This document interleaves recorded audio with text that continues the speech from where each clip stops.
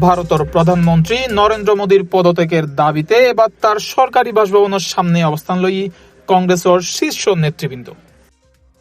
মঙ্গলবার বিকেলে নয়াদিল্লির 7 লোক কল্যাণ মার্গত আকস্মিক এই কর্মসূচিত অংশ লয় কংগ্রেস সভাপতি মল্লিকার্জুন খার্গে, রাহুল গান্ধী, প্রিয়াঙ্কা গান্ধী সহ দলের শীর্ষ নেতা অকল। তারার অভিযোগ, ককরোচ জনতা পার্টি বা সিজেপির ডাকে সংসদমুখী শিক্ষার্থী অকলের উদ্দি পুলিশের লাঠিচার্জ ও কাঁদানে ঘেঁষ নিক্ষেপ অগ্রহণযোগ্য। এই ঘটনার দায় লয়ে এনে প্রধানমন্ত্রী নরেন্দ্র মোদী, স্বরাষ্ট্রমন্ত্রী অমিত শাহ ও শিক্ষামন্ত্রী ধর্মেন্দ্র প্রধানের পদত্যাগ দাবি করেছে তারা। ধর্নাস্থলত কেন্দ্রীয় মন্ত্রী জিতেন্দ্র সিং কংগ্রেস নেতা অকলর মারা হতা হইলেও তারা তারার অবস্থান কর্মসূচি চালাই যাবের ঘোষণা দেয়। কিন্তু নিরাপত্তার স্বার্থে দিল্লি পুলিশ ঘটনাস্থলত অতিরিক্ত বাহিনী মোতায়েন করে।